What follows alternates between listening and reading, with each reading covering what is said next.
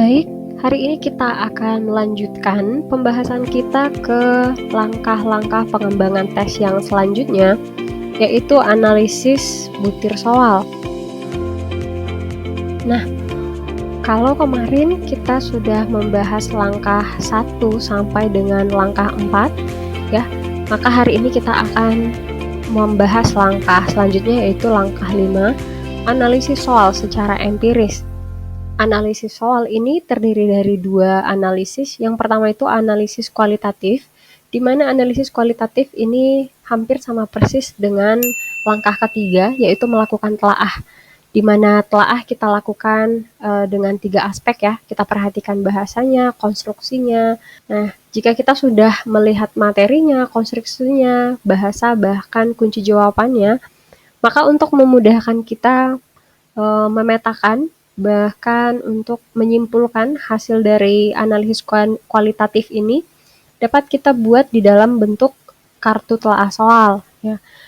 Apa yang sudah kita telaah tadi kita daftarkan di sini, mulai dari materinya. Semisal untuk soal kita nomor 1, apakah pilihan jawabannya sudah baik, sudah homogen, maka kita bisa berikan tanda checklist. Hal ini berlaku untuk konstruksi, kemudian untuk bahasa dan budayanya juga. Jadi masing-masing soal harus kita perhatikan dengan seksama, baik itu dari tadi materinya, konstruksi, bahasa, sampai semua soal yang kita telah susun itu benar-benar telah ditelaah dan dianalisis secara kualitatif. Nah, jika kita sudah melakukannya dan juga sudah mendaftarkan di dalam kartu telaah ini, baru kita lanjutkan ke analisis kuantitatif. Nah, di dalam analisis kuantitatif ada data-data yang akan kita olah. Jadi, data-data ini kita dapatkan ketika kita melakukan langkah 4 tadi, yaitu uji coba. Jadi bisa kita hitung beberapa hal di sini, termasuk min-nya, median dan modus, tingkat kesukaran atau difficulty index ya. Kemudian daya beda, reliabilitas sama validitasnya. Nah, untuk pertemuan hari ini kita akan banyak membahas tentang tingkat kesukaran, daya beda, reliabilitas dan validitasnya. Saya anggap untuk min, median, modus teman-teman sudah punya modal statistik ya. Jadi tidak usah saya jelaskan. Nah, untuk rumus statistiknya bisa kita lihat bersama-sama bahwa tingkat kesukaran itu bisa dihitung dengan cara menghitung jumlah jawaban yang benar dibagi dengan N. Sedangkan untuk daya bedanya bisa juga kita lihat dari jumlah jawaban benar kelompok atas. Nah, ini nanti kita bagi dikurang dengan jumlah jawaban benar dari kelompok bawah. Jadi ini hanya rumus statistik, kita akan bahas lebih dalam lagi. Jadi silahkan untuk dilihat saja dulu, baru kita akan bahas ya. Untuk rumus statistik dari reliabilitas nanti kita langsung gunakan SPSS ya. Kalau untuk tadi tingkat kesulitan dan daya beda kita bisa lakukan secara manual atau Excel. Nah, khusus untuk ini mohon maaf ini ada sedikit crash ya. Jadi Rx ini RxY ini koefisien korelasi antar variabel X dan variabel Y. Sedangkan yang di bawahnya ini adalah sigma XY, baru ini X kuadrat dan ini Y kuadrat ya. Oke, next. Nah, ini tadi yang saya sebutkan tadi, bahwa kita bisa analisis butir soal itu secara kuantitatif menggunakan IT atau bahkan manual ya. Nah, kalau misalnya manual boleh juga, tapi biasanya memakan waktu dan sangat tidak efisien. Nah, untuk beberapa program sendiri, kalau untuk komputer itu banyak menggunakan program SPSS. Jadi itu akan yang saya tutorialkan nanti juga di dalam video ini. Nah, kita coba hitung bersama-sama untuk tingkat kesukaran. Tadi rumus statistiknya itu adalah jumlah siswa yang menjawab benar per N. Dan ini tingkat kesukaran dikenal juga atau disimbolkan dengan P. P sama dengan B per JS. Jadi B-nya itu tadi benar berapa ya per jumlah siswa atau N. Nah, jadi ada contoh soal. Ini bisa kita selesaikan bersama-sama dengan menggunakan rumus ini. Jumlah siswa peserta tes dalam suatu kelas adalah 50 orang. Dari 50 orang siswa tersebut, 12 orang dapat mengerjakan soal nomor 1 dengan benar. Berapakah indeks kesukaran atau P soal tersebut? Ya, jadi ini nomor soalnya itu nomor 10 katanya. Bisa dijawab oleh 12 orang siswa dari 50. Jadi kita lihat jumlah benarnya itu adalah 12 per N. Total peserta tes itu 50, jadi 12 per 50. Jadi jawabannya adalah 0,24. Nah, untuk 0,24 ini sendiri dikategorikan kepada jenis soal yang sukar, karena dari 0,0 sampai 0,30 itu termasuk dalam soal yang sukar. Sedangkan untuk sedangnya itu 0,31 sampai 0,70. Jadi semakin kecil angkanya, berarti soalnya semakin sukar, tapi semakin besar angkanya, maka soal dikategorikan sebagai soal yang mudah. Nah, perlu sedikit saya jelaskan juga ya,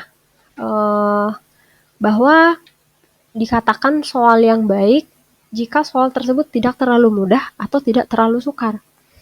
Karena soal yang terlalu mudah itu tidak merangsang siswa untuk mempertinggi usaha memecahkan soal itu. Sebaliknya, soal yang terlalu sukar itu akan menyebabkan siswa menjadi putus asa dan tidak mempunyai semangat untuk mencoba lagi karena soal tersebut di luar jangkauan atau kemampuannya. Nah, jadi kalau misalnya kita menyusun soal, lalu ada beberapa soal kita yang indeks kesukarannya itu mungkin sampai mencapai 0,1, 0,2 itu sebenarnya tidak termasuk soal yang baik ya. Next, daya pembeda ya. Kita coba hitung sama-sama juga sama seperti tadi. Untuk daya beda atau disimbolkan dengan D ini ya. Nah, daya beda ini adalah kemampuan soal untuk membedakan antara siswa yang berkemampuan tinggi dengan yang berkemampuan rendah. Untuk daya pembeda ini kita bisa hitung dalam dua kelompok. Jadi kelompok yang pertama itu kita bedakan berdasarkan jumlah daripada peserta tesnya. Jadi kalau peserta tesnya kurang dari 100, itu kita buat dalam kelompok kecil. Dan untuk peserta tes yang lebih dari 100, itu termasuk dalam kelompok besar. Nah, jadi contoh yang saya berikan ini adalah contoh kelompok kecil ya. Memang sih tidak jumlahnya tuh 100 tapi 10, tapi ini untuk mempermudah kita saja saya buat ilustrasinya. Nah, untuk yang jumlahnya tadi kecil atau di bawah 100 ini langsung kita bagi dua saja. Jadi kita ambil garis tengahnya kita bagi dua ya. Kelompok atas ini 50%, kelompok bawah ini 50% ya. Jadi kita deretkan dari skor tertinggi atau skor teratas sampai terbawah, lalu dibagi dua. Jadi dibagikannya itu berdasarkan skor ini. Nah, kemudian untuk kelompok besar tadi itu kita bagi dua ya. Kita bagi dua juga. Tapi bedanya adalah kelompok atas itu kita ambil 27% saja, kelompok bawah juga 27%. Kenapa? Karena biaya dan waktu untuk menganalisis ini kan lebih banyak ya. Jadi kita ambil perwakilannya saja atau di dalam istilah evaluasi pembelajaran kita ambil kutubnya saja gitu. Jadi skor teratas dulu, lalu kita ambil skor terbawah ya. Jadi ini kelompok atas dan kelompok bawahnya sudah kita bagi dua. Oke, ini tadi urutan skornya. Baru bisa kita hitung ya. Baru kita hitung dengan menggunakan rumus tadi. Nah, indeks diskriminasi atau daya beda ini tadi, ya kita bisa hitung misalnya untuk daya beda soal nomor 1 ini, ya, maka untuk kelompok atas, ini kelompok atasnya kan 10 ya, kemudian kelompok bawahnya 7. Oke, baru kita cari setengah N ya. Ini N-nya ini 20, kita ibaratkan saja 20 ya. jumlah peserta tesnya, bukan 50, kalau 50 itu jumlah soalnya, N itu adalah jumlah peserta tes. Lalu 10 dikurang 7, lalu kita bagi dengan setengah dikali 20. Maka hasilnya adalah 0,30. Jadi itu cara mencarinya. Kategori soal yang memiliki daya pembeda yang baik itu seharusnya berada di kisaran 0,71 sampai 1,0, sedangkan yang kurang baik dari 0,0 sampai 0,20 ini langsung ditolak ya.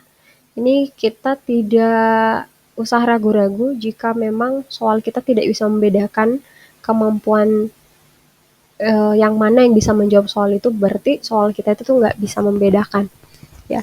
Jadi itu pentingnya kenapa kita hitung daya pembeda ini, karena ada soal yang memang kita tahu bahwa ini nanti akan bisa dijawab oleh yang kemampuannya bagus. Tapi jika kemampuan yang bagus tidak bisa menjawab itu dan kemampuan yang rendah juga tidak bisa menjawab atau sebaliknya, maka soal kita berarti gagal ya, tidak bisa membedakan kelompok ini. Jadi itu auto tolak, kita buang saja. Nah, untuk yang 0,30 ini sendiri berarti masuk kepada kategori soal yang diperbaiki. Diperbaiki banyak hal ya yang bisa diperbaiki, mungkin kosakatanya, mungkin pemilihan diksinya, atau ilustrasi, atau apa yang perlu diperbaiki. Jadi kita harus cek soal nomor berapa yang memiliki masalah ini. Yang bisa diterima dan diperbaiki itu tuh 0,41 sampai 0,70 ini diperbaiki, berarti kesalahannya minor ya, tidak terlalu bermasalah, tapi harus tetap perlu direvisi. Nah, jadi ada juga kondisi di saat daya pembeda itu minus. Nah, kapankah itu terjadi? Jika kelompok bawah ini menjawab soal lebih tinggi dibandingkan kelompok atas, ya kan? Nah, itu pasti otomatis minus karena setengah dikali jumlah peserta selalu positif ya. Nah, jika itu minus, misalnya ini, soal nomor 3 ini minus ya, karena kelompok bawah lebih banyak menjawab soalnya dengan benar. Berarti ada sesuatu yang sangat-sangat salah dengan soal itu, maka sama kasusnya dengan yang memiliki jumlah 0,0 sampai 0,2 ini kita auto buang ya. Langsung kita keluarkan dari soal yang kita susun. Ya. Jadi yang ada negatifnya untuk indeks diskriminasi kita auto buang. Nah, kalau untuk soal uraian bisa juga kita hitung ya, tetap bisa kita hitung daya pembedanya. Ini semisal ada 5 orang peserta tes, kemudian ini dengan catatan kita sudah buat maksimal skornya ya. Nah, untuk soal nomor 1 maksimal skornya katanya 6, soal 2 maksimal skornya itu ada 5. Baru nanti itu kita jumlah, kemudian kita hitung ya, rata-rata dibagi skor maksimal tadi. Nah, teman-teman silahkan ikuti saja rumusnya, dan ini mudah sekali ya. Nah, untuk analisis kuantitatif yang berikutnya yang akan kita lakukan itu adalah analisis reliability dan validity. Nah, ini kita menggunakan SPSS versi 15.